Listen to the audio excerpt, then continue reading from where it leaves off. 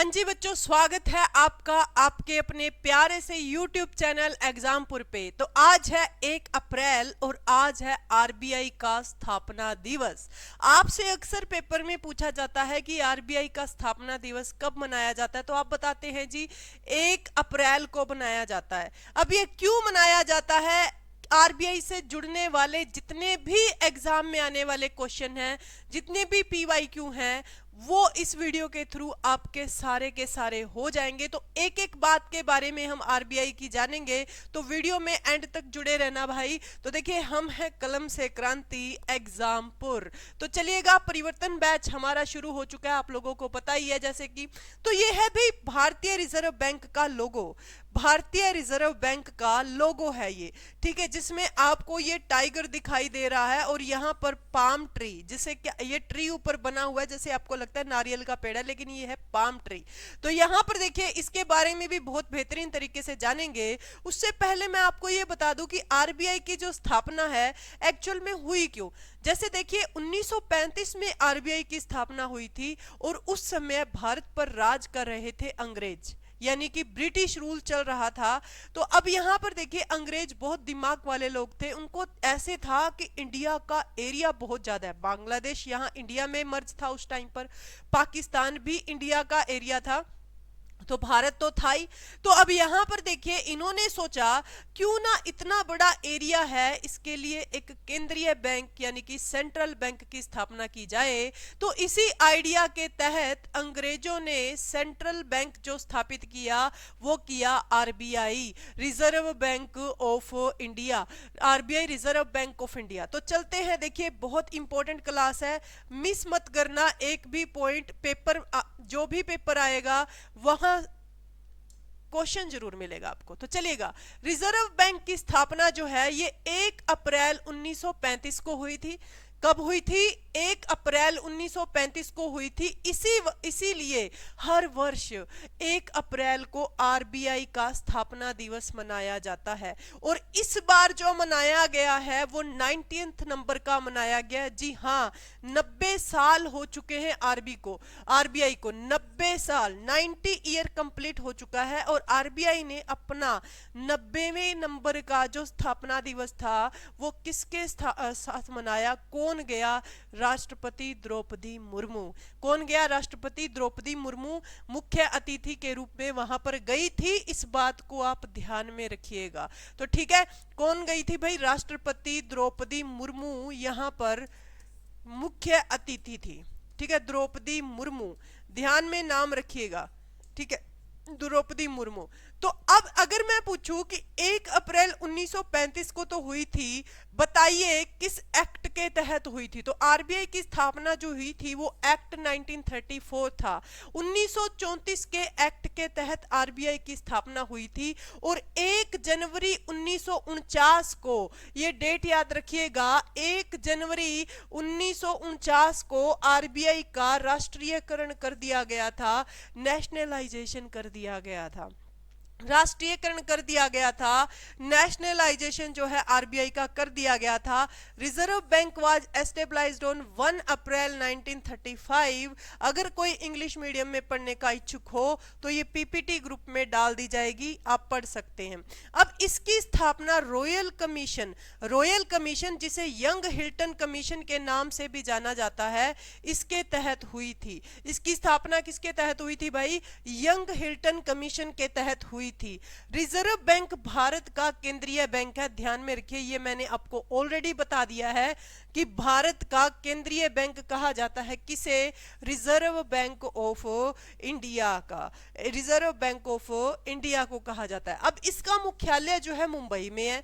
इसका मुख्यालय जो है कहां पर है? मुंबई में। लेकिन बहुत सारे बच्चों को डाउट होता है कि भाई कई जगह इसका मुख्यालय जो लिखा आता है, कोलकाता को भी इसके साथ में जोड़ा जाता है। तो बच्चे, कोलकाता को क्यों जोड़ा जाता है? क्योंकि जब 1935 में आरबीआई की स्थापना हुई तो ये कहां पर हुई थी? कोलकाता में ही हुई थी। इसका हेड ऑफिस कोलकाता में ही बनाया गया था।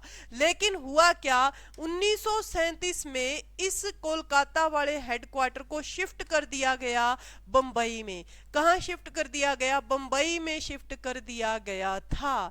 तो यहाँ पर देखिएगा स्थापना कब हुई ये बता दिया, 1 अप्रैल 1935 को। नेशनलाइजेशन हुआ 1 जनवरी 1949 को। यंग हिल्टन कमीशन के तहत इसकी स्थापना हुई थी। अब पूछा गया मुख्यालय, तो मुंबई में। पहले 1935 में कहाँ बनाया गया था? कोलकाता में, लेकिन 1937 के बाद इसे मुंबई में शिफ्ट कर दिया गया। उसके बाद में और भी इंपॉर्टेंट पॉइंट है लेखा वर्ष यानी कि अकाउंटिंग ईयर। लेखा वर्ष यानी कि अकाउंटिंग ईयर 1 अप्रैल से 31 मार्च, 1 अप्रैल से 31 मार्च आरबीआई का अकाउंटिंग ईयर होता है। ध्यान रखिएगा 1 अप्रैल से 31 मार्च तक, जैसे कि नया साल 1 जनवरी से मतलब दिसंबर तक रहता है।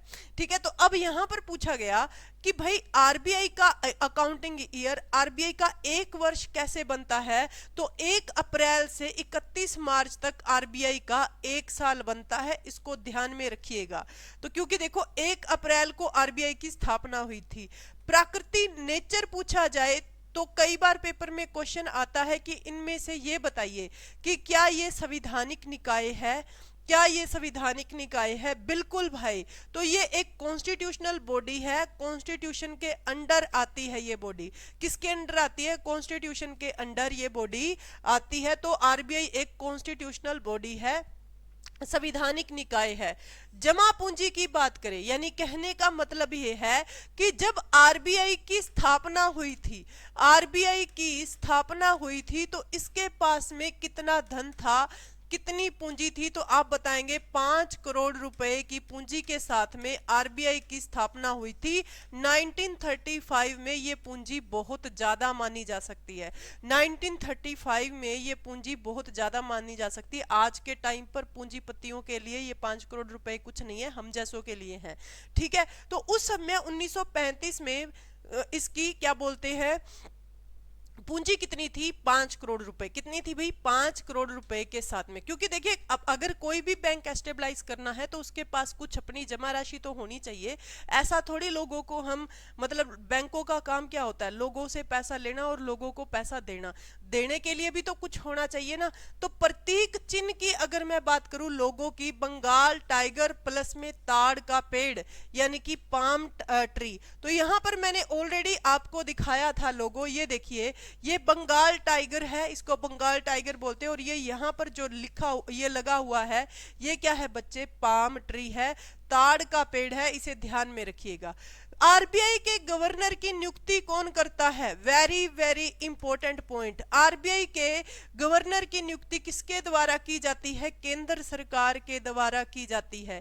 किसके द्वारा की जाती है? केंद्र सरकार के द्वारा की जाती है। और इसका कार्यकाल मोस्ट इंपॉर्टेंट, बहुत सारे बच्चे गलती करते हैं, 5 साल इसका कार्यकाल लगा के आते हैं। नहीं, तो इसका कार्यकाल कितना होता है? 3 साल का होता है। आरबीआई के गवर्नर का टाइम पीरियड कितना होता है? कितने समय के लिए ये अपॉइंट किया जाता है? 3 साल के लिए अपॉइंट किया जाता है। आरबीआई के पहले गवर्नर, अब देखो नाम से पता चल रहा है, सर ओसबोर्न स्मिथ।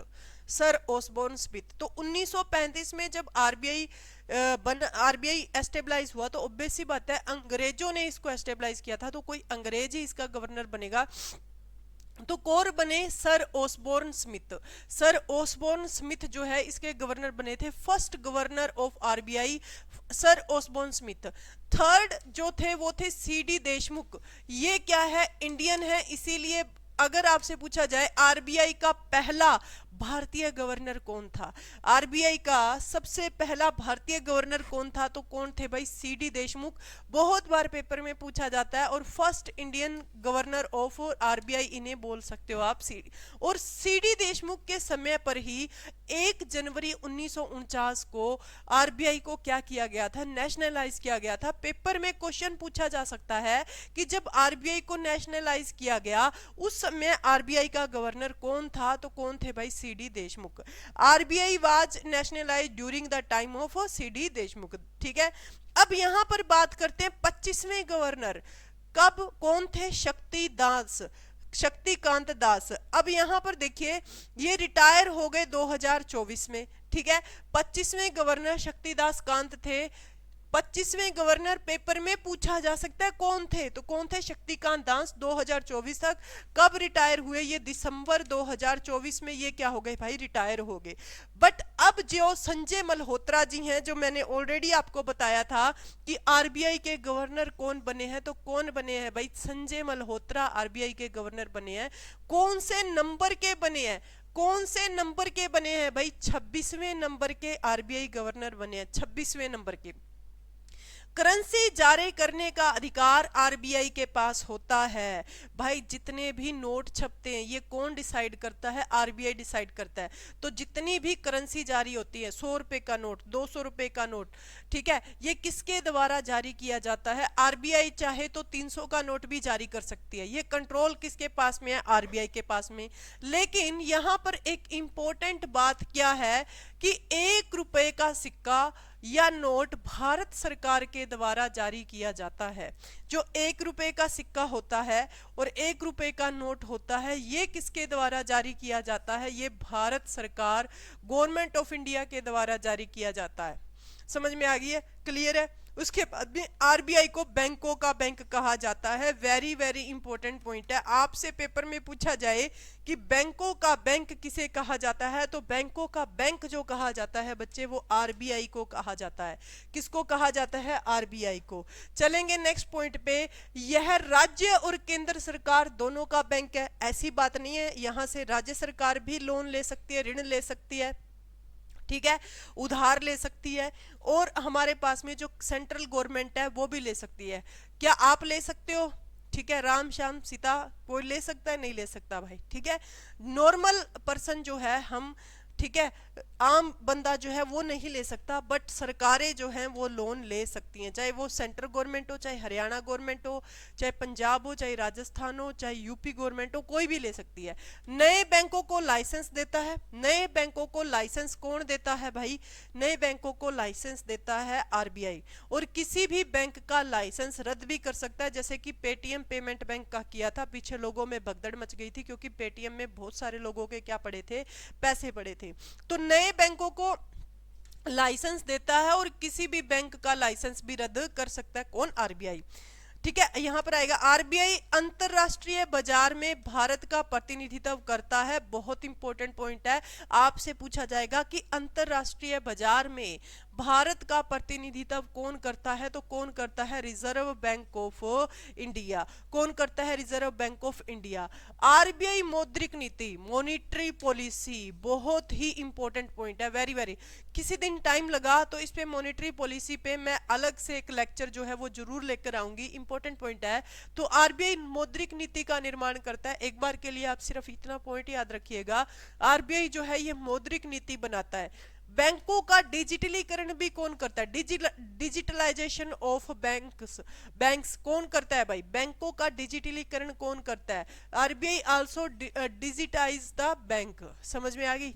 तो ये सारे के सारे पॉइंट किससे जुड़े हुए थे? आरबीआई से जुड़े हुए थे। सारे के सारे पॉइंट किससे जुड़े हुए थे? आरबीआई से। तो भाई परिवर्तन बैच जो है उसको आप ज्वाइन कर सकते हैं भाई। उसका प्राइस जो है अभी तो मेरे ख्याल से वो बढ़ गया होगा, 999 हो गया होगा।